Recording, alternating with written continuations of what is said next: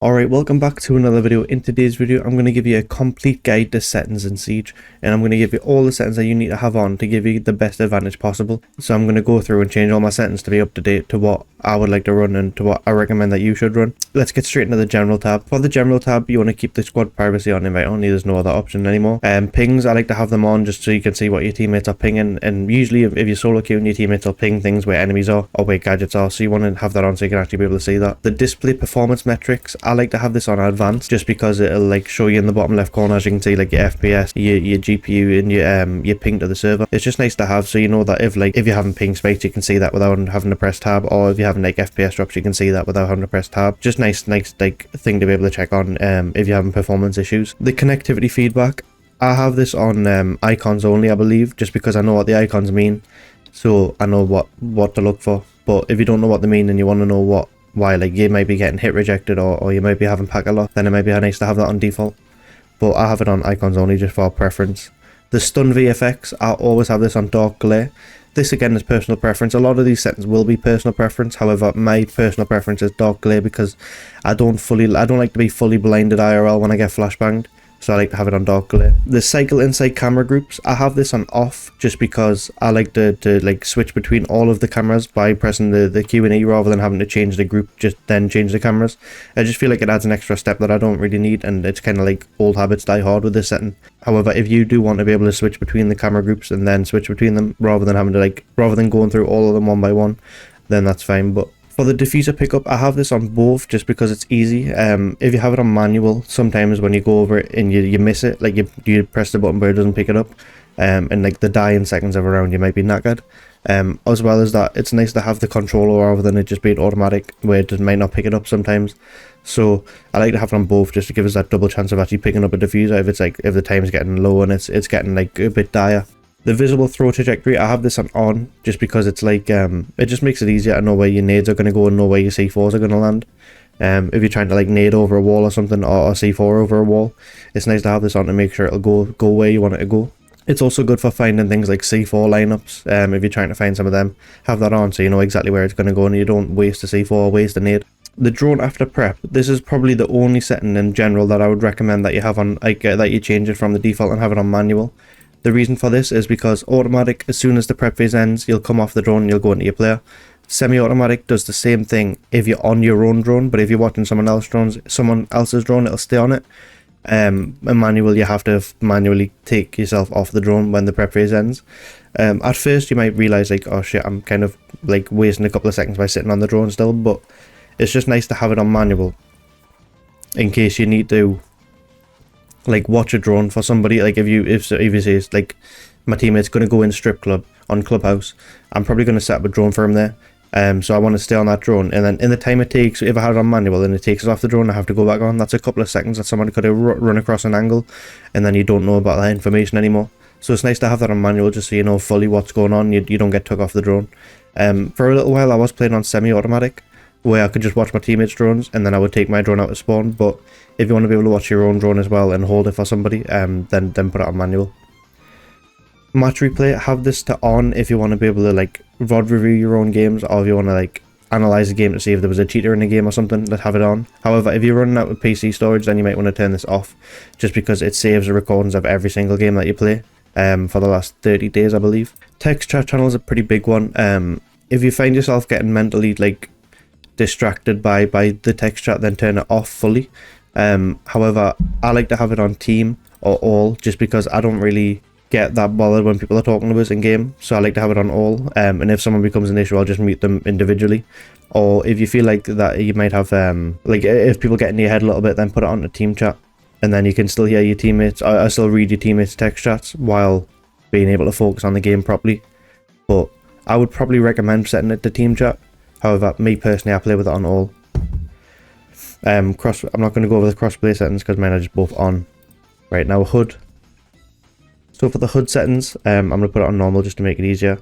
There's not too much that you need to change. Some people like to turn the health off, or like have it just a number or something, just so you like, if you have it set to off, the only way that you can see your health is at the header bar at the top, and you can see like the little bar of where you're at, so you're not going to know exactly what health you're on, but Some people like to have that because they feel like if they're at a lower health, they'll play differently and they'll play worse, or they'll play more like scared and safe.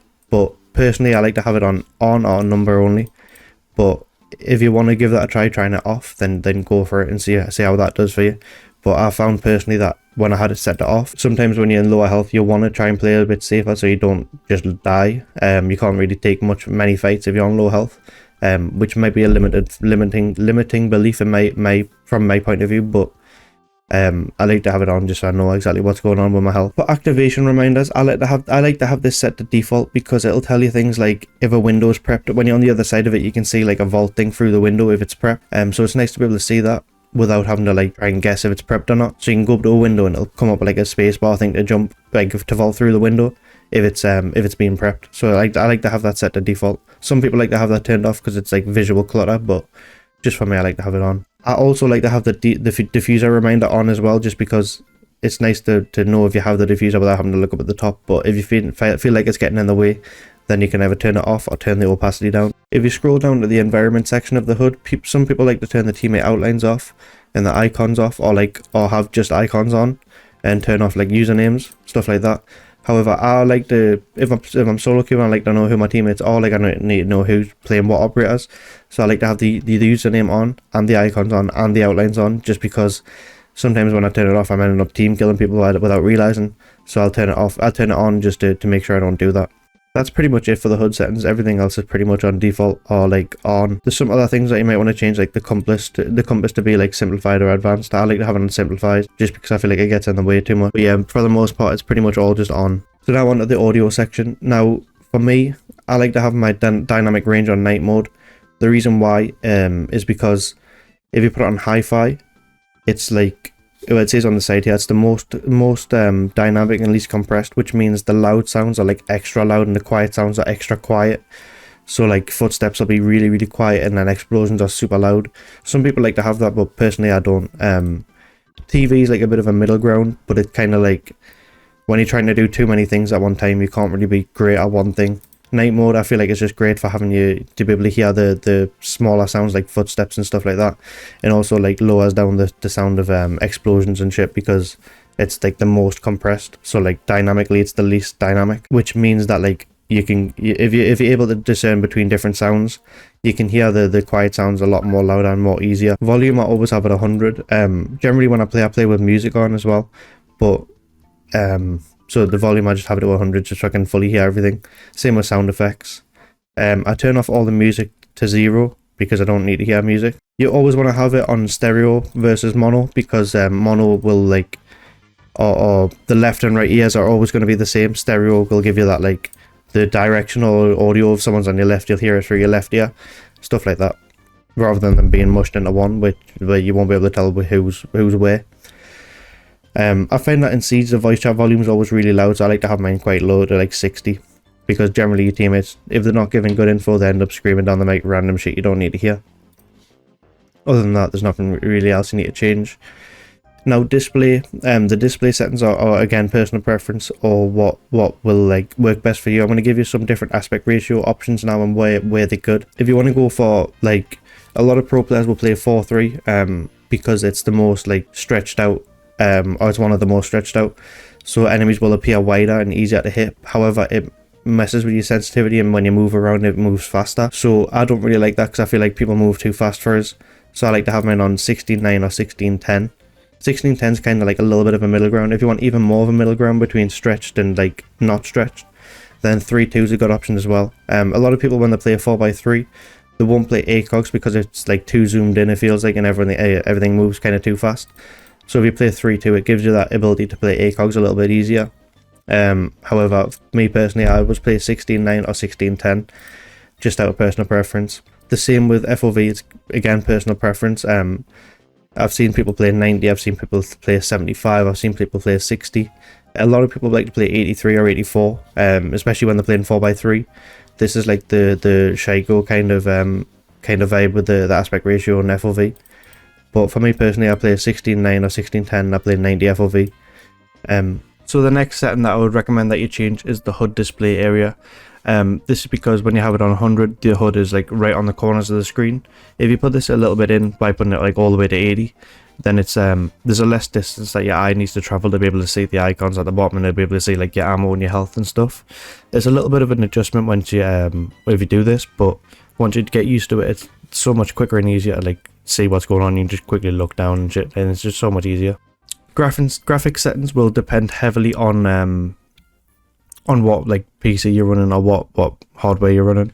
So this is not really going to be too much that I'm going to tell you about, but there's some settings that you need to have on, or like need to have off, or need to have a certain way to be able to have a little bit of an advantage. So with LOD quality, sometimes if you have this set to low, when you go like looking through far distances, you can kind of see things that like you can kind of see through objects in certain ways. You can't like shoot through them because when you aim down sight they'll come back again, but it's just nice to have a little bit of like extra visual help. Some people like to set this to ultra just to be able to see things like camos better, but personally I just set it to low. Another setting that you need to have either high or very high is shadow quality. This is because if it's anything lower than high, shadows don't show up. I believe they don't show up on medium, don't quote us on that, but I just set mine to high. Anything below high, I don't believe they show up, so high or very high, depending on what you can run better. Next, I'm going to go through the controls that you're going to want to run. For me personally, like my sensitivity is 8.8 on 800 dpi, and then these are my magnification sensors. I don't use anything other than the 1.0 or the 2.5, so these settings aren't really up to date, but roundabout this is what I run. I think actually I'm playing 7.7 now, but yeah. The other options, I'm just going to scroll through them and you can either use what I use if you want to or not, but this is what I run for these, like the toggle or hold set. I'm not going to go through the control settings like the keybinds just because mine are a bit janky from what the default is, and it's just what I find comfortable. Just find what you think's comfortable for you. The privacy tab as well, I'm not really going to go through because none of them really give you an advantage other than like you can rename other players if you feel like you see certain names and you get kind of caught off guard by them, like if you're in a game and then there's a pro player on the enemy team. I would personally recommend having this on opponents only, just so that if you're solo queuing you can still see your teammates' names and you know who's like who on your team. However, it won't show you who the enemies are, so if there's like a pro on the enemy team, you don't get caught off guard and you don't get like pushed into playing a certain way because there's someone that you know on the enemy team.